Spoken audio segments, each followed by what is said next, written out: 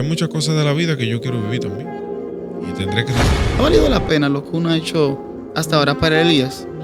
Mira, el precio del ministerio solo lo sabe quien tiene un ministerio, quien está ahí. Yo conozco al Elías lujurioso, yo conozco al Elías sinvergüenza, fresco, yo lo conozco. Está por ahí guardado, yo sé dónde está. Yo sé cuál es el Elías que en un momento puede sentirse mal o enojarse con alguien o tener una conducta violenta. Yo lo conozco. Que pudiéramos quizás haber hecho mejores cosas, probablemente. Pero yo no creo tampoco que el plan de Dios sea que anteriormente hubiésemos logrado mejores cosas, porque era la manera de aprender.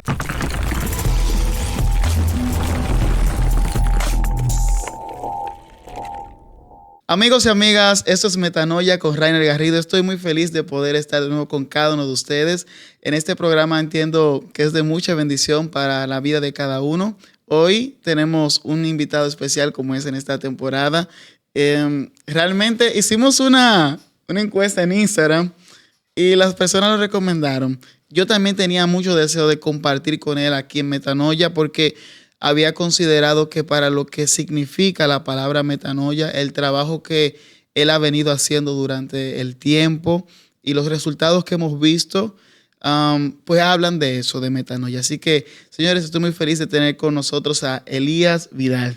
Dios te bendiga, Elías, bienvenido. Amén, mi hermano. Gracias por tu invitación, por la persona que me recomendó, que no sé quién fue, pero gracias. Me siento muy, muy feliz de poder estar aquí y compartir y hablar de las cosas del Señor y de lo que Dios ha hecho. Amén. Gracias a ti por aceptar la invitación en primera instancia. Elías, cuando uno es pequeño, uno dice, yo quiero ser policía, astronauta, bombero, piloto, pero ¿cómo nace esto de ser líder de adolescentes, líder de jóvenes? Es decir, el tanto estar en la iglesia, el haberte desarrollado en la iglesia, ¿cómo nace eso? Yo cuando era pequeño nunca pensé que yo quería ser líder de jóvenes.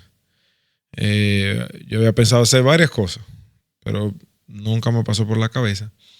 Pero uno es así hasta que uno recibe el llamado de Dios. Un día Dios te llama. Un día, todos tenemos un botón, que hay un día que Dios lo presiona y ese día ya tú eres diferente. Entonces, nació así.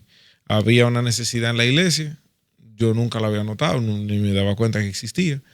Y de repente un día la noté.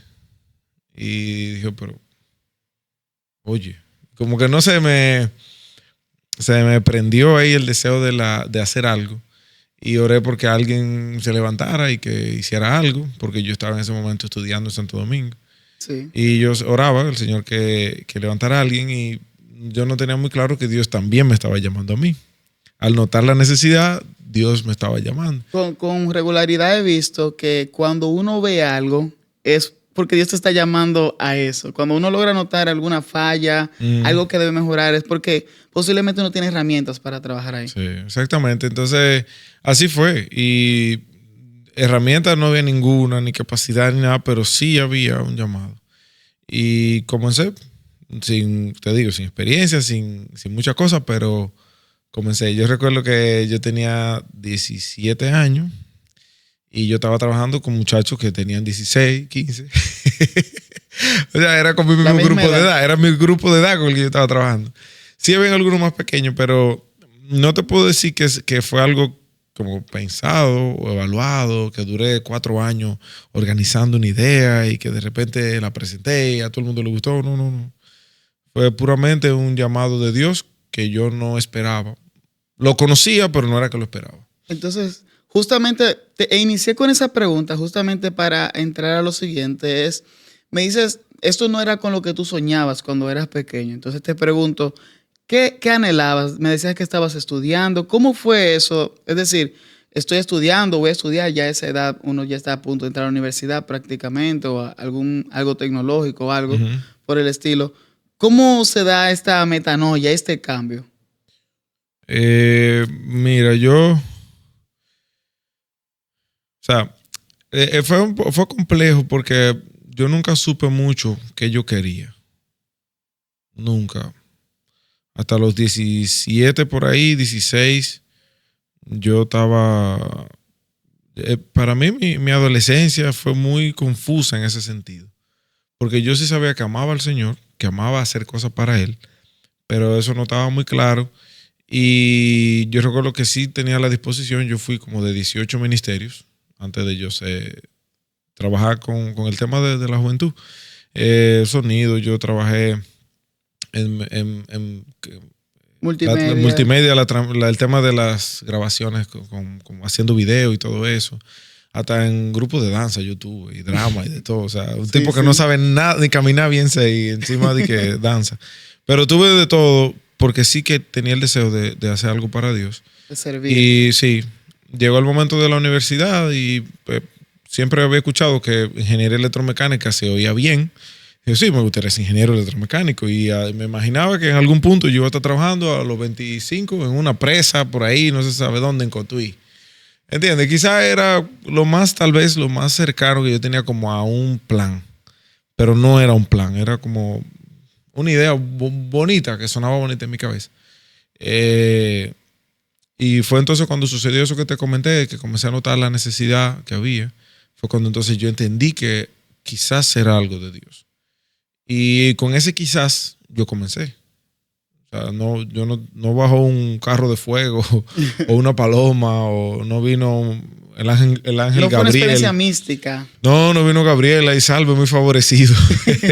No vino así a decirme algo a mí sobre los jóvenes, pero con ese quizás sea Dios, yo dije, bueno, pero yo no pierdo nada y comencé. Y bueno, han pasado muchos años ya. ¿Y qué pasó con lo que estabas haciendo en ese momento? Es decir, ¿qué sucedió con la carrera? ¿Tú ¿Dejaste una cosa para hacer la otra? ¿Cómo fue ese cambio? Sí, Porque en realidad liderar lleva un tiempo y un esfuerzo especial. no, ahí incide mucho lo que con las personas que yo me rodeaba en ese momento, sobre todo con mi familia y sobre todo con mi mamá. Mi mamá es una mujer que entiende muy bien el ministerio y entiende muy bien como las prioridades de la vida, la tiene muy clara. En el momento en que yo le comento a mi familia, mira, yo estoy notando esta necesidad y aquí en verdad no me gusta lo que yo estoy estudiando. Ya yo tenía un año y pico estudiando. Mucho tiempo en Sí, realidad. sí, yo terminé muy joven, yo terminé recién cumplido los 16 y duré 16 enteros en Santo Domingo estudiando. Y, y cuando yo le comenté, entonces ella entendió, mi familia entendió y dijeron, mira, si a ti no te gusta eso y tú estás sintiendo algo de Dios, vámonos ahora mismo. Estamos en la capital reunidos. Vámonos ahora mismo. Yo le ¿estás seguro? Sí, pues vámonos. Y ahí mismito se acabó todo o sea, en la UAS todavía me están esperando porque yo ni siquiera fui por ahí a retirar materia ni nada. Wow, pero increíble. Es decir, es decir, hablamos de que tú tal vez no tuviste una experiencia mística, que se te apareció un ángel, como tú decías, o que No. sentiste algo, pero viste una necesidad en la que tú querías ayudar, en la que querías servir. Y yo creo que eso es, metanoia se trata de esto. Al final del día, yo lo que quiero es que las personas que nos están escuchando puedan entender que quienes nos sentamos aquí no tenemos algo extraordinario, si así pudiéramos decirlo, que no sea Jesús. Es decir, Jesús es lo único Sí. extraordinario que hay en nosotros. Pero justamente uno pensaría, no hubo un encuentro místico, un ángel, algo que se te haya aparecido, pero viste una necesidad. Y qué bueno pensar, por ejemplo, para también las personas que están viendo, que tal vez tú no has tenido un encuentro místico, no has visto un ser de luz aparecer en tu habitación, no has escuchado la voz que dice, hijo, soy yo hablándote, Soy tu padre. soy tu padre. Pero hay una llama, como algo que se enciende, eso sucedió en ti y tal vez a ti que nos estás escuchando ahora puede que te esté pasando lo mismo, que no sientes tal vez o has escuchado una voz o algo místico como tal, pero sientes el llamado de Dios a hacer algo y ya tienes testimonio de que a otras personas nos ha sucedido lo mismo. Y es un bonito llamado cuando uno, es decir, el llamado que Dios le hace a uno se hace aún más bello cuando uno obedece. Porque el hecho de llegar a regañadientes, que te tengan que traer, ven, sino que cuando tú simplemente dices, ok, yo siento que Dios me está llamando a hacer algo, obedezco. Pero en ese mismo sentido, Elías, es decir, deja la universidad, te dedica al ministerio, pero siempre hay como un clip, siempre hay algo como que lo cambia todo. ¿Qué experiencia tú tuviste dentro del liderazgo que tú dijiste, wow, sí, es verdad, Dios me llamó a esto? ¿Qué sucedió? Tú sabes que hace muchos años que eso pasó, porque ya yo tengo 15 años trabajando con adolescentes, pero estoy seguro que pasaron muchos detallitos quizás que fueron interesantes, pero hay algo en específico que no fue una situación de un día, sino fue como una temporada donde yo pude disfrutar el amor de la juventud. O sea, a mí me conectó con el ministerio cuando yo supe que yo los podía amar a ellos y que ellos me podían amar a mí. Eso a mí o sea, lo que yo viví con esos muchachos, la primera cosa, porque te digo, yo no había leído un libro, yo no tenía un diplomado, yo no había ido a qué seminario. Era simplemente 3, 4 muchachos juntos en una esquina ahí. ¿Entiendes? Y pasión por Jesús. Exacto, y el factor Dios incluido. Pero fue eso, como poder disfrutar el amor que disfruta el que trabaja en el ministerio. Eso yo sé que a mí me transformó. Y es lo que todavía me sigue manteniendo aquí. Porque ya yo tengo, 32 años. ¿Quién de 32 años quiere estar bregando con muchachos? O sea, tú tienes que estar loco para eso. Definitivamente. Y digo definitivamente con toda honestidad. Justo eso me llama mi próxima pregunta, que es, muchos, la mayoría de los adultos, bueno, para no decir todos, ven a los adolescentes como inmaduros. Uh-huh. Es una palabra un poquito fuerte, pero incapaces. Lo ven débiles, pequeños. No, y estúpidos, tú puedes decirlo así, francamente. Estúpidos. Sin embargo, yo veo que cada día tú continúas trabajando. Y de hecho, o sea, yo que soy de aquí, de la misma ciudad que tú, puedo dar testimonio de lo que yo he visto. O sea, no es que simplemente me lo han contado, yo he visto las cosas que suceden. Y yo te pregunto, ¿qué te motiva a seguir? Cuando tú tienes un grupo de adultos, ya tú eres un adulto, o sea, hablaste un poquito de eso ya, pero ¿qué te motiva a seguir? ¿Por qué seguir con los adolescentes? Ya tú pudieras hacer otra cosa, tal vez hasta pastor, no sé. ¿Por qué seguir con los adolescentes? No me gusta ese futuro que tú me deseas. A mí me gustan los adolescentes, yo no quiero ver con adultos. O sea, yo haré lo que Dios me pida, pero ¿es más fácil Dios trabajar sabe. con adolescentes que con adultos? No. Pero yo lo disfruto. A los adolescentes yo lo disfruto. O sea, el trabajo, porque lo que pasa es que el adulto es capaz de sonreírte y no querer sonreír. El adolescente, si no quiso sonreír, no va a sonreír.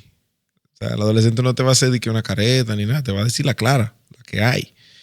Entonces, yo creo que a mí lo que me apasiona y lo que me hace aquí seguir trabajando, primero hay un llamado de Dios. O sea, ya hay algo que es divino, a lo que es una cuenta que yo tengo que pagarle a Dios. Pero a mí me apasiona porque yo creo que son los que todavía tienen chance. Yo creo que por eso yo lo hago. Hay mucha gente que es mala, Rainer, porque son malos y punto. Hay muchos chamaquitos que son malos. Y son malos. Una decisión. Y se convierten en adultos y son malos. Pero hay muchos chamaquitos también que son malos. Y hoy son adultos quizás, pero fueron malos y son malos porque nadie les dijo que podían ser buenos. Quizás crecieron en un entorno donde el modelo era un tío alcohólico, o el modelo era un tipo que era mujeriego, el modelo era mamá que se dedicaba a cosas que no eran los mejores ejemplos. Y pues como ese es el entorno, pues amén, algo así que yo debo aspirar a hacer, porque eso es lo que yo veo que hacen mis mayores. Y de repente aparece una gente y te dice, mira fulano, no, en verdad no, tú hay algo más grande que tú y que nosotros toditos y que tú y te haría bien. Y los chamaquitos dicen, pero es verdad. Y de repente conocen al Señor, sus vidas son transformadas y después son gente de bien, que crecen, que se desarrollan, tienen sus propias familias. Y te dicen francamente, yo conozco el pasado de mi familia y yo sé lo que hubo ahí cuando yo era chiquito y eso yo no lo quiero. O sea, logran el pensamiento crítico de separar qué es lo que yo quiero y qué es lo que no. Y eso es donde yo creo que Dios me envía a mí a desarrollar ese pensamiento crítico de poder elegir algo diferente a lo que el sistema me impone. Sí, ¿sabes qué? Pensando en el Ministerio Búnker, yo analizaba cómo ustedes trabajan, por lo menos lo que yo puedo ver desde fuera. Y he percibido un gran sentimiento como un ADN. Es como si Búnker fuera algo que llevan en la sangre. Y lo podemos ver, ¿verdad? Por ejemplo, en marchas como Cielos Abiertos o en el juego de básquetbol, la Liga de Baloncesto Evangélica, que de hecho voy a aprovechar para dar la promoción de que viene de nuevo, ya viene pronto. Saludos a Harling. No. En cuanto a Leva, yo no le voy a mandar saludos a Harling. El Leva, Harling y yo no somos amigos. Vamos a ver quién gana este año. Eso se sabe ya. Este año blanco. Ok. Bueno, fuertes declaraciones en Metanoia. ¿Cómo, ya para los líderes también que nos escuchan, cómo se crea ese sentido de ADN? Porque nosotros, los que estamos fuera, podemos percibirlo. Que me imagino que los que están dentro lo sienten aún más fuerte. ¿Cómo uno crea ese sentido de ADN? Que la gente se sienta aparte. De hecho, hace unos días yo hacía una encuesta para líderes, para unos talleres que quiero preparar y todo eso. Y veía que una de las cosas que más me mencionaban era que la gente no se sentía parte de lo que sucedía en la iglesia, de lo que pasaba con los jóvenes, con los adolescentes. ¿Cómo uno trabaja eso? Yo no tengo idea. No tiene idea. No es que ha sido algo espontáneo y que se dio sin planificarse, pero es que la gente es muy diferente. De repente yo te digo, no, mira, una estrategia es que A, B, C, y te doy punto por punto. Y quizás no se desarrolla eso. Yo creo que eso más tiene que ver con tiene que ver más, yo creo que con lo que Dios pone, con la gracia que Dios aporta. ¿Por qué? Porque cuando tú te sientes que tú perteneces a un lugar, es más difícil que tú te alejes de ese lugar.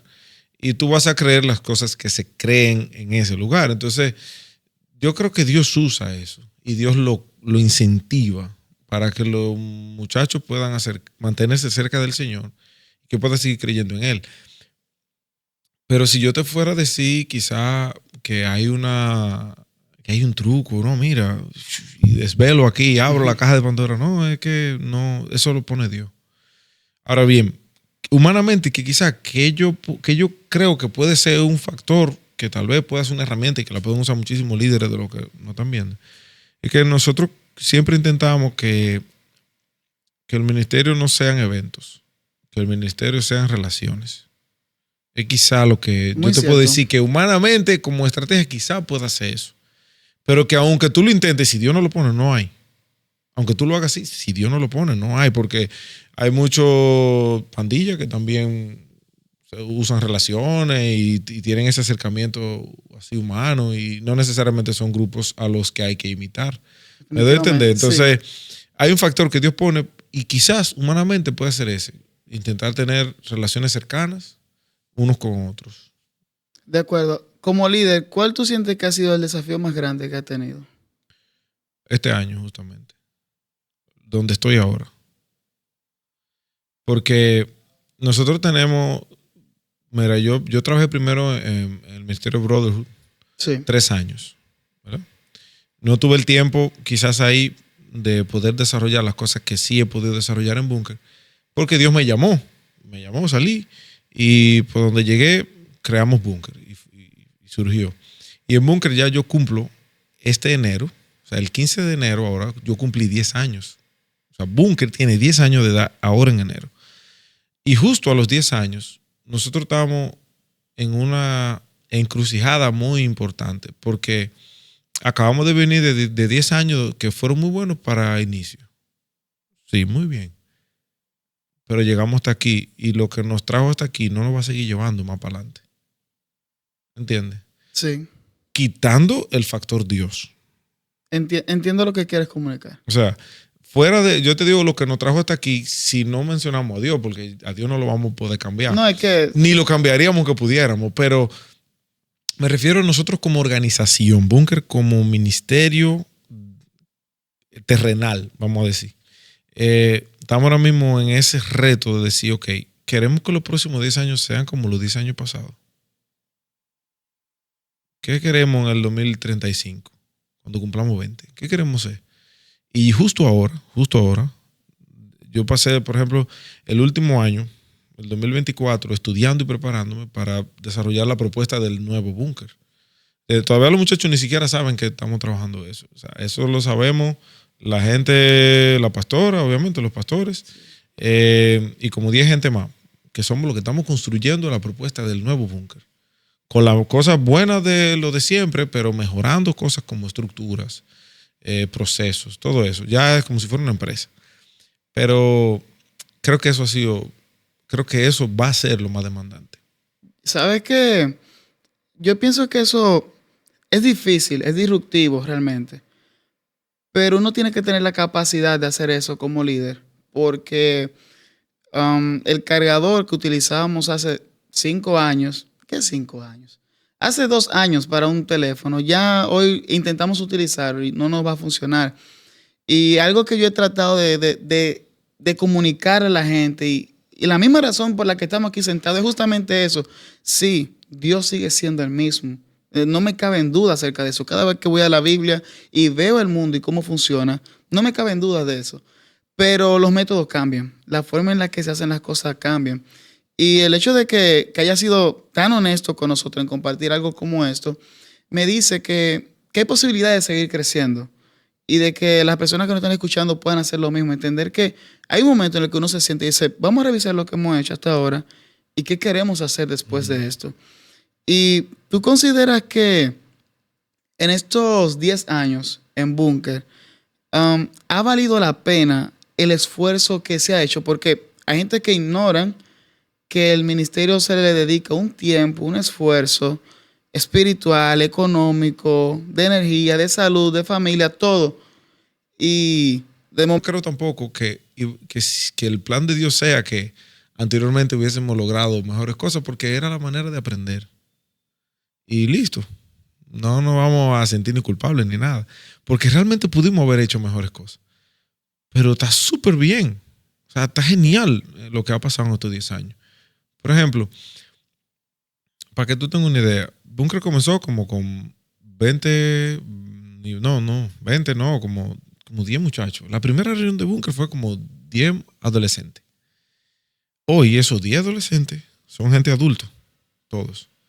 Algunos de ellos no permanecieron y están en el mundo, pero hay otros, por ejemplo, que sí permanecieron, hoy tienen familia, hoy ya hace tiempo se casaron, hace tiempo tienen hijos, hace tiempo ya tienen negocios, son gente ejemplares, son productos súper buenos que se desarrollaron desde esa primera reunión.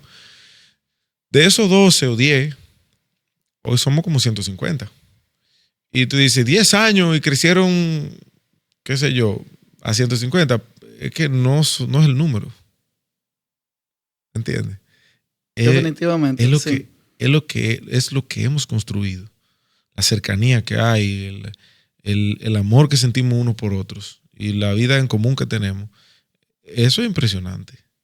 Y para mí ha valido porque quizás muchos no están y se fueron y tengo que vivir con eso. Pero los que se han quedado han sido las personas más impresionantes que yo conocí en mi vida. Y, por ejemplo, Elías, hablabas acerca de los números. Es decir, hay líderes que buscan números, eso es entendible hasta cierto punto, eventos grandes, liderar mucha gente, pero a veces se descuida el alma de las personas. ¿Cómo uno encuentra el equilibrio entre el crecimiento y que la gente llegue? Porque se necesitan ambas cosas. Es decir, uno quiere que haya calidad, la gente siempre dice calidad, no cantidad, ¿verdad?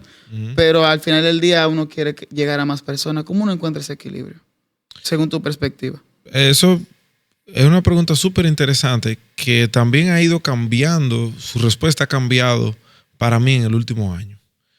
Porque yo siempre he dicho eso, yo prefiero calidad que cantidad. A mí no me importa que vengan 3. Con esos 3 yo voy a hacer algo y me voy a dedicar a esos 3 sin pensar los 3 más que no vinieron. Yo voy a trabajar con esos 3 y mi mundo van a ser esas 3. Pero yo pienso que para uno poder entender el destino del ministerio, primero uno tiene que entender a qué Dios lo llamó. Por ejemplo, cualquiera puede creer que un ministerio exitoso es el ministerio que es solo el ministerio que crece en número. Pero yo no quiero ser Junior Ponciano. No, ese no es a lo que Dios me llamó. El éxito de mi ministerio tú no lo puedes comparar con Junior. ¿Por qué? Porque Junior te ha llamado a una misión específica que quizás es más masiva, quizás es grande, no sé qué. Yo no. Lo mío es una marquesina con 25 muchachos, 20. ¿Entiendes? Sí. Cada uno hacemos a lo que Dios nos llamó. Ahora bien, teniendo claro lo del llamado de Dios, hay varias cosas, hay dos cosas que podemos hablar. El crecimiento espiritual y crecimiento numérico. Sí. El crecimiento espiritual es lo que yo persigo, ¿verdad? Yo persigo que los muchachos crezcan espiritualmente, aunque no crezcan en número. Pero el crecimiento numérico me dice si mis estrategias o mi plan del momento está cumpliendo o está llenando necesidades. Si está dando resultados. Llenando necesidades. Necesidades. Exacto. ¿Por qué digo que no es resultado? Porque mis resultados yo no lo mido con un número. Okay. Pero yo sí mido con el número si lo que yo estoy haciendo cumple con la necesidad que tienen los jóvenes en ese momento o en esa etapa. Bien. Me explico. Si yo hago un proyecto para jóvenes y vienen 3 y 10 años después siguen viniendo 3, digo, probablemente yo lo estoy haciendo bien, pero bien para mujeres de 60 a 80 años de edad. Ya. ¿Por qué? Porque los jóvenes no están viniendo. Okay, ¿Entiendes? Okay. O sea, sí. Mi producto, ya si lo vamos a ver como mercadeo, mi producto no cumple con las necesidades de mi consumidor. Entonces, es un concepto que yo lo entiendo muy bien porque yo estudié mercadeo también. Sí. Y el mercadeo se trata de tú crear un producto que pueda conectar con las necesidades de un público específico. Entonces, si mi público específico son adolescentes y ellos se mantienen viniendo cada semana y van aumentando, quiere decir que aunque yo no tenga éxito todavía con lo que estoy haciendo, aunque yo no puedo medir mi éxito con eso, pero dice si mi propuesta es atractiva, dice si mi propuesta cumple con la necesidad que ellos están teniendo en su corazón. Cuando estamos hablando del evangelio, que no es la noticia más llamativa o la noticia más sensacionalista que tú encuentras ahora mismo cuando tú tienes canales de YouTube que tienen mucha gente hablando de chisme, mucha gente, mujeres semidesnudas y mucha música loca, que eso sí hormonalmente es lo atractivo. ¿Me doy a entender? Sí. Entonces, el número sí. no es importante como medida de resultado, pero sí es importante como medida estratégica de la oferta que nosotros estamos dando. Definitivamente, porque habla de que es justamente como lo acaba de explicar, habla de si realmente al final del día lo que estamos haciendo podemos verlo, que funcione en las personas, que sea de bendición. Lo que pasa es que no es eso. Es que la frontera es bien estrecha, porque lo que funciona no es lo que yo puedo hacer, lo que funciona es lo que Dios puede hacer en la gente. No sé si tú recuerdas la porción bíblica que dice Pablo, Apolo regó, fulano, yo puse la semilla, pero ¿quién da el crecimiento? Dios. Dios da el crecimiento. Ahora bien, ¿qué hacen los números? Si Dios da el crecimiento, pero yo sembré 200 sacos de semilla, no es lo mismo de que si yo sembré una fundita pequeña. ¿Entiendes la idea? Sí. Por eso es importante el número. Dios le va a dar el crecimiento a la semilla, pero mi interés es sembrar 200 sacos. Bien. Yo no sé si va a crecer, pero yo quiero sembrar 200 sacos. No sé si... Yo entiendo que creo que he llegado a la idea que estás transmitiendo. Al final del día, yo siento que hay un trabajo que no se puede dejar de hacer para Dios. Y que muchas veces la razón que limita a uno a hacer eso es porque uno quiere utilizar las métricas de otros. También. Y entonces uno dice, bueno, tú mencionabas, por ejemplo, el caso de Junior Ponciano. Él tiene un trabajo específico que hacer. Damos gloria a Dios por eso. Y reconocemos la bendición que está haciendo para la vida de muchos. Pero si Dios me asignó un trabajo en un sector de mi ciudad, con gente específica, de nombre específico, yo debo entender que lo que va a suceder es ahí en ese lugar. Si Dios luego quiere hacer otra cosa, entonces yo creo que mucho de lo que limita a uno es tal vez no tener el concepto que tú acabas de explicar, o incluso, ¿por qué no?, tener el propio concepto de uno, de cómo uno mide eso, de cómo uno ve el trabajo que Dios va haciendo a través de los tiempos con las personas. Los jóvenes tienen muchas dificultades en este momento. ¿Qué tú consideras? Es decir, hablamos de la identidad, hablamos de pecados ocultos, ya hay muchos videos en YouTube hablando de la masturbación, hablando de la fornicación, adulterio. Lo que tú has visto, tu experiencia, Es decir, algunos dirán, ¿es desobediencia o es simplemente pecado? Algunos lo definen de la forma que entienden, más fácil, más complejo. Realmente, ¿qué es lo que está sucediendo ahora mismo? ¿Qué es lo que está pasando? A nivel general, con la juventud, incluso con la Y adultez. disculpa que te interrumpa luego de haberte hecho la Ajá. pregunta, porque la verdad es que no hay que tener más de dos ojos para saber que hay un problema. Sí. Y yo creo que el principal problema que tiene tanto adultos como jóvenes, cristianos como no cristianos, es universal el problema, eh, es poder defender la idea en nuestra cabeza, defenderla, la idea de que Dios nos ama. Increíblemente la gente dice, Dios es amor, Dios te ama, Dios me ama, pero se nos olvida ese asunto. Y como eso se nos olvida, nosotros ponemos nuestra identidad en la opinión de alguien más, o en los atributos de alguien más, o en el desarrollo de alguien más. Y entonces tenemos el mismo conflicto que acabamos de mencionar, de comparar mi trabajo, por ejemplo, con el de Junior Ponciano. Sí. O sea, si tú me comparas con él, pues yo soy un inepto. ¿Por qué? Porque yo no tengo ahora mismo 50,000 jóvenes en el Palacio de los Deportes o en el Estadio Olímpico. Entonces, pero no es así. ¿Entiendes? Entonces, cuando tú comparas eso, tú puedes ver que la gente anda buscando una aprobación, o no una aprobación, sino una sensación de plenitud en muchas cosas que no es la opinión de Dios. Si tú logras entender, tú, Rainer, apaga la cámara. Si tú logras entender, en realidad lo que significa que es verdad, que es de verdad que Dios te ama, eso te cambia para siempre. Eso apaga todo lo otro. No, es que no tiene sentido. Es que da igual, el resto de cosas da igual. Dios te ama. Y cuando tú entiendes que Dios te ama, entonces tú te das cuenta cuánto te odia el mundo. Porque mucha gente, la Biblia lo dice, que el hombre ama al mundo, que la gente ama a lo terrenal, pero es que lo terrenal nunca te va a amar a ti. Tú amas al mundo, pero el mundo nunca te va a amar a ti. ¿Entiendes? ¿Sabes qué? Hemos visto que tú tienes una postura en cuanto a lo que es el evangelio radical, es decir, en cuanto a tus posturas, lo que crees, lo que piensas, lo que has aprendido acerca de Dios, de Él. ¿Cómo yo le explico a los jóvenes que están escuchando entonces? Es decir, yo no puedo suavizar el mensaje que estoy dando, pero entonces necesito comprender, es decir, porque lo que nos han vendido es que para yo entender la idea del amor de Dios he tenido que diluir el evangelio. Por lo menos eso es lo que están vendiendo, que para explicar, entre comillas, el amor de Dios, diluyen el evangelio. Yo tengo mi opinión acerca de eso, pero me gustaría escuchar la tuya. Mira, nosotros podemos hablarle a los jóvenes y que el evangelio sea atractivo, entendiendo bien las cosas que Jesús hacía. O sea, volvemos a la mata, al fundamento. Porque la idea de que Dios nos ama es real. Y eso está ahí, eso está requete demostrado. Pero entonces, por tradiciones humanas, incluso hasta por guerras, por incidencias culturales a través de la historia, el evangelio se ha vuelto para los jóvenes y para la gente una lista de cosas a las que yo no puedo hacer.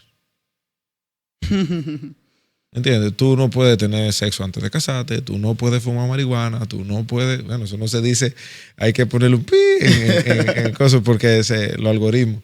Tú no puedes hacer, qué sé yo, 1000 cosas y obviamente eso se ve como algo feo y es verdad que yo mismo no quisiera eso.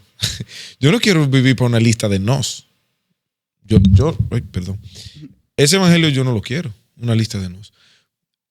El día que tú entiendes que Dios te ama de verdad, que Jesús te ama, que murió por ti, el día que tú entiendes realmente qué es eso, tú dices, pero es que yo amo tanto a Jesús que yo puedo hacer cualquier cosa por Él.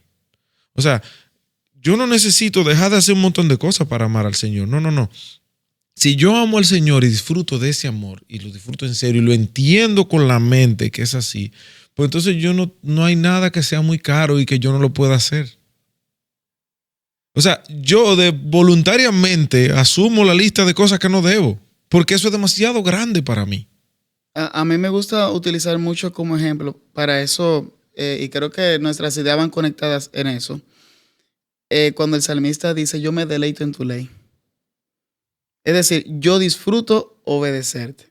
Mira lo que pasa. La santidad, que es una palabra hasta que da miedo. Pues, no, hablar de santidad. La santidad, tú dices, uy, cuando el predicador dice santidad, ya yo siento que saca una regla para medirme a mí y yo voy a sentirme mal al final de este mensaje. Pero es que no va por ahí. El evangelio y la vida con el Señor y la relación con Dios no es una regla. No es una lista de no, como te mencioné, sino es la motivación a vivir una vida con significado. Es en vez de yo huir de algo, es yo ir detrás de algo.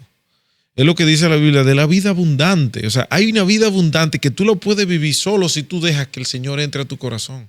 Y esa vida tú la puedes disfrutar tanto y te puede ir tan de bien viviéndola que cuando tú la comparas con el resto de cosas que el mundo te está diciendo, tú dices, pero sería yo loco para desaprovecharla. O sea, sería yo loco si ahora mismo, después de ver las cosas tan hermosas que he vivido en el Señor, salgo a ser infiel. Definitivamente. ¿Entiendes? Yo he logrado un disfrute tan profundo del amor de Dios para mí que es cierto, la verdad, de que yo no necesito ninguna de las ofertas que el mundo me hace para yo disfrutar mi vida hoy. Entonces, no es vivir huyendo de algo, es vivir en pos de algo. Es decir, no es todo lo que yo estoy dejando de hacer, sino es todas las cosas que yo puedo hacer y la vida que yo puedo construir, aunque yo venga de un sitio malo. ¿Tú crees entonces que la contraposición a lo que tú estás diciendo es lo que justamente ha llevado a que los jóvenes no quieran acercarse a la iglesia? Es decir, se sienten incapaces.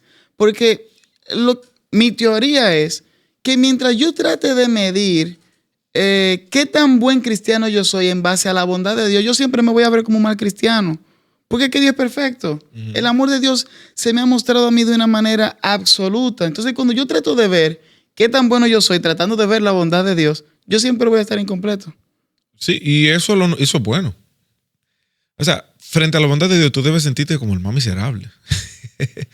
Porque eso quiere decir que tú estás reconociendo entonces que lo bueno que te pasa a ti es una cosa que se llama gracia. Pero presentado de la otra manera me hace sentir que yo tengo que alcanzar algo, que tengo que darle algo a Dios, que Dios te está esperando algo de mí. Exactamente, mira, la lista de tareas que tú tienes pendiente para tú ser cristiano según la gente es imposible porque nunca la vamos a lograr. Ahora bien, cuando tú dices, es verdad que Dios me ama, tú dices, pero es que yo no, lo primero es que si es verdad que Él me ama, yo no lo merezco porque yo me conozco. Yo conozco al Elías lujurioso, yo conozco al Elías sinvergüenza, fresco, yo lo conozco. Está por ahí guardado, yo sé dónde está. Yo sé cuál es el Elías que en un momento puede sentirse mal o enojarse con alguien o tener una conducta violenta. Yo lo conozco. Ese Elías está por ahí. Y yo sé que cuando yo me presento delante de Dios, yo no califico. Pero entonces aparece una cosa que se llama gracia, que cuando me dice, mira, ok, es verdad que tú eres malo, yo lo reconozco, yo lo sé, yo sé que tú eres malo, está bien, listo. Ahora bien, yo te doy un amor que es más grande que eso, porque dice la Biblia que con amor eterno nos ha amado, por lo tanto extendió su misericordia para nosotros. O sea, tú necesitas un amor 6M, bueno, yo te voy a hacer un amor 6XL, es para que te sobre. Para que alcance. Es para que te alcance. Y cuando tú entonces disfrutes ese amor, tú dices, pero es que ni de relajo puedo yo sacrificar o hacerle daño o ofender a este que me está dando una cosa tan hermosa. O sea, si de repente viene el presidente y te dice, te voy a mandar tu día para donde tú quieras, una beca para todos los lados, o te voy a dar un pedazo de playa en Bávaro, no tengo idea de lo que el presidente te ofrezca. O sea, lo menos que tú intentarías sería ofender al presidente. Entonces, lo que el Señor nos está dando, que no es corruptible como lo del presidente, nos está ofreciendo la vida eterna. Nos está ofreciendo su propia compañía. Que la vida eterna, el cielo es cielo, no es porque tiene calle de oro y mar de cristal. El cielo es cielo porque ahí está el Señor.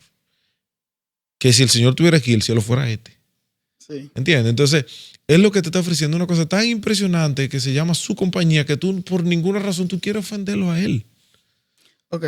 Y sí, entonces, por eso se vuelve entonces un deleite, como tú mencionabas ahorita el versículo. Por eso se vuelve un deleite pensar en la justicia del Señor y en su ley. Una alegría para mí encontrarme yo me siento con su bien exigencia. Obedeciendo. No siento que me están imponiendo algo como si fuera un impuesto que tengo que ahora ir a pagar el marbete. ¿No? No. Yo disfruto esto que estoy haciendo. Pero encontramos también el caso, Elías, pasa con bastante frecuencia, que los jóvenes vienen a nosotros, estoy cansado, yo no quiero seguir. ¿Qué tú le dices en ese caso? Es decir, yo estoy cansado, yo no quiero seguir más, Me cansé ya de luchar, me cansé de nadar. Me siento sin fuerza para seguir nadando. En mi opinión, y es lo que yo puedo encontrar en la Biblia, hay un versículo que dice que el impío huye sin que nadie lo persiga. Si tú te sientes cansado porque tú has estado haciendo alguna actividad con mucha intensidad y no necesariamente buena o mala, quién sabe qué, pero tú has estado haciendo alguna actividad y eso ha hecho que tú te canses. Entonces, si tú te estás cansando de algo, es porque probablemente tú te olvidaste de creer las cosas correctas. Wow. La distancia entre tú y Dios te cansa. La cosa más desgastante que puede vivir un ser humano es la lejanía de Dios, no estar en la presencia de Dios. Por eso dice la Biblia que el impío huye sin que nadie lo persiga. Porque huye constantemente y no encuentra la alegría, no encuentra el descanso de su vida. Y no lo va a encontrar nunca porque no lo va a encontrar en otra cosa que no sea Dios. Cuando un muchacho me dice a mí, yo estoy cansado, yo lo que probablemente le digo, tú probablemente te olvidaste de que Dios te ama. Wow. Probablemente olvidaste de esa verdad, que es la verdad más fundamental de la vida, es que Dios te ama. Entonces, ok, tú dices, no, pero eso siempre lo dicen, que tu relación con Dios, pero es que la relación con Dios lo es todo, hermano. Lo es todo. A ver, ¿qué diferencia a una pareja de amigos de una pareja de esposos? ¿La relación? La relación sexual principalmente. La intimidad. La intimidad es lo que los diferencia, porque dos amigos comen igual que dos esposos. Salvando el papel que se firma, ¿verdad? Pero dos amigos pueden viajar juntos, comen juntos, juegan billar, van a un hotel, hasta pudieran dormir juntos en la misma cama. Lo que hace que 12 personas sean esposos es una relación sexual íntima. Entonces, ¿tú crees que con Dios es diferente? Si tú te pasas la vida orando en el camino a los sitios, no, que yo voy en el camino y voy orando. Y yo estoy en el supermercado y estoy orando. Es lo mismo que tú haces con un amigo. Tú hablas con un amigo en el supermercado, tú hablas con una amiga en tal sitio, o con tu novio, por ejemplo, tú hablas con ella qué sé yo, vamos en el carro, vamos hablando. Con Dios tú puedes hacer lo mismo, ir hablando todo el camino, pero lo que va a hacer que tú y Dios sean otra cosa es la intimidad. Es cuando tú te trancas en esa puerta y dejas el teléfono afuera y dices, Señor, aquí somos tú y yo nomás. ¿Sabes qué? Facundo Cabral decía, no estás deprimido, estás distraído. Yo creo que también mucho de lo que cansa a uno, en esa misma línea de lo que tú compartías, es que no hay una cosa más desgastante que estar en un lugar que Dios no va a estar contigo. Imagínate la vida sin que Dios esté conmigo. Es que es mejor morirse, honestamente. Entonces. No, mejor no te mueras porque sí, porque te va al infierno, pero sí, bueno. Pero imagina lo que tiene que ser, incluso estar haciendo cosas para Dios, pero sin Dios. Y a mí me parece que hay mucho de eso en este momento y que el sensacionalismo, el querer pertenecer, el querer que las personas no vean con un micrófono en la mano. Es decir, yo soy predicador, yo tengo ya 15 años dentro de la iglesia y aunque es bonito, muchas de las cosas que a uno le suceden, cuando yo mido el compromiso que uno tiene delante de Dios y delante de la gente, yo sé que es mucho más que agarrar el micrófono. Entonces, a veces uno se pregunta, bueno, si es difícil vivir con las cualidades que tú acabas de explicar hace un momento, tiene que ser aún más difícil ir fuera del propósito de Dios para uno. Es que, Rainer, el ser humano, dentro de su definición, debería estar decepcionante. El ser humano es decepcionante. Entonces, ¿tú sabes por qué te lo digo eso? Porque tú, por ejemplo, ahora mismo preparas tu mejor mensaje. El mejor, o sea, tú agarras y matate, no hay otro mejor. Y después que tú lo das, que lo compartes, qué sé yo, cuando termine todo, que tú vayas a tu casa y te miras al espejo, tú vas a decir, ¿ya? O sea, ya lo di, ¿qué pasó? No subí a otro nivel, no hice.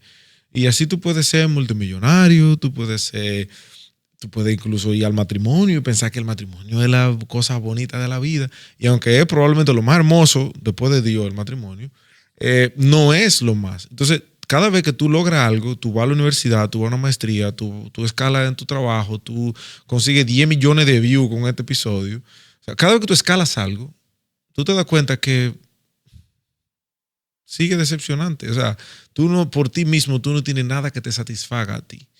Y cuando lo único que es emocionante para el hombre son las cosas que son más grandes que él. Y es Dios. O sea, lo único que hace que el ser humano pueda sentirse pleno es lo que Dios ofrece. ¿Y por qué yo te lo digo? Porque cuando tú conoces a Dios, entonces tú dejas de perseguir cosas. Cuando tú conoces a Dios, entonces tú dices, ok, yo puedo perseguir y lograr, claro, porque ¿quién no quiere crecer? Pero tu identidad no está en tu desempeño. Y nadie puede sobrevivir una vida entera pensando que su identidad está en su desempeño, porque siempre se va a encontrar con que el resultado va a ser decepcionante.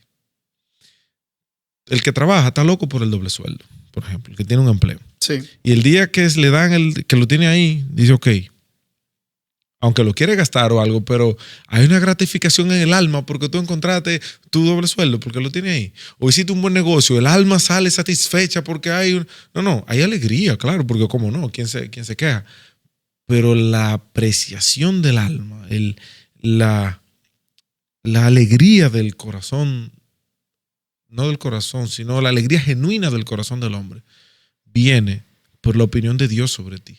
Y cuando tú no escuchas a Dios y tú estás distraído escuchando no sabes cuántas voces por ahí, tú nunca la vas a encontrar y por eso vas a vivir la vida entera cansado o cansada, quien sea que me esté escuchando. Yo quiero preguntarte, porque considero que los líderes son mentores. En tu experiencia, todos estos años trabajando con personas, para ti, ¿qué tan importante es un mentor? A ver, algunos dicen padre espiritual, otros dicen mentor, otros dicen líder, guía. Una persona que acompaña a uno en este recorrido, ¿qué tan importante es tener a alguien que pueda... A mí la palabra que más me gusta para eso, no es ninguna de esas, es ejemplo cercano. Ejemplo cercano. Un y ejemplo. Está bien. Hay muchos términos. Claro, todo el mundo. Lo que pasa es que si tú dices mentor, alguien va a decir, no me diga mentor porque yo me siento no sé qué, pero entonces también hay una falta humildad. O sea, dije, no, yo no soy un mentor. Entonces, por eso, como la que más me gusta es esa. Ejemplo cercano, porque independientemente de cuál tú quieras, tu función es un ejemplo cercano. Elige el nombre ya que tú quieras, el título, pero tu función es que tú eres un ejemplo, un referente cercano a esa persona. Y es cercano porque tú puedes influir sobre la vida de una persona. Yo creo que todos necesitamos ejemplos cercanos, definitivamente. Y para mí ha sido fundamental. Fuera de mi primer ejemplo cercano, obviamente, es el Señor, es lo que hizo Jesús. Pero terrenal es mi mamá. O sea, mi mamá es impresionante. No es porque mi mamá, todo el que conoce a Carmelina Castillo, sabe de quién yo estoy hablando. Sal a preguntar por ahí donde tú quieras. Sal sin mí a preguntar. Y tú no vas a caminar mucho sin encontrarte una gente que te va a decir quién es esa mujer. Y yo tuve la dicha de crecer de su vientre y a los pies de ella toda la vida. Y para mí ella ha sido mi mentora, la que no es la que me ha ñoñado, ni me ha... No te creas tampoco, que me sabe poner mi puesto. Pero, y sabe cómo hacerlo. Pero la Biblia dice que en la multitud de consejos se encuentra la sabiduría. Y eso es lo que hace un ejemplo cercano, correcto. Multitud de consejos y un ejemplo de cómo se vive la vida. ¿Cuál es la vida de un creyente? Y eso, dice un dicho que las palabras... se toman por el... Las palabras como que convencen, pero el ejemplo arrastra. Ok. ¿Entiendes? Entonces, sí. Un ejemplo cercano te arrastra a ti, arrastrado, a vivir una vida diferente. ¿Qué tú le dirías al Elías de hace 13 años? Compra dólares. No, broma. Bueno, eso también, pero... Sí, yo creo que sí, definitivamente, eso sí. Eso también. Sí. Pero... No sé. Elías de hace 13 años disfruta, mano. Disfruta que Dios tiene el timón. Encárgate de disfrutar lo que está pasando. Y olvídate de... quizás también me diría que perdiera el miedo. No tenga temor. Disfruta lo que está pasando. Y tira para adelante, no tenga miedo. Que de alguna manera las cosas, de algún punto, de alguna forma, debajo de cualquier piedra, Dios sacará la solución. Yo creo que ese sería el consejo. ¿Qué te gustaría ver cuando... porque me imagino que te vas a pasar toda tu vida haciendo lo que estás haciendo, por cómo te escucho hablando. Si Dios así lo quiere. Pues. Si así Dios lo quiere. ¿Qué te gustaría ver que dejes atrás cuando termines este recorrido? Es decir, nosotros estamos esperando la venida de Cristo en cualquier momento, pero si tienes la oportunidad de pasar más tiempo, tenemos la oportunidad de pasar más tiempo en esta tierra, ¿qué te gustaría ver que dejaste atrás? Que a la próxima generación de jóvenes, de líderes. Mira, en algún punto yo me quiero retirar, honestamente. ¿Por qué? Porque hay muchas cosas de la vida que yo quiero vivir también y tendré que retirarme. Pero la razón principal es porque va a ser sano que en algún punto yo me quite. Va a ser lo más sano que yo no me quiero morir.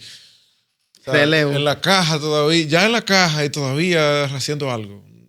No, yo quiero poder a su tiempo dar un paso atrás y que las siguientes generaciones tomen mi lugar.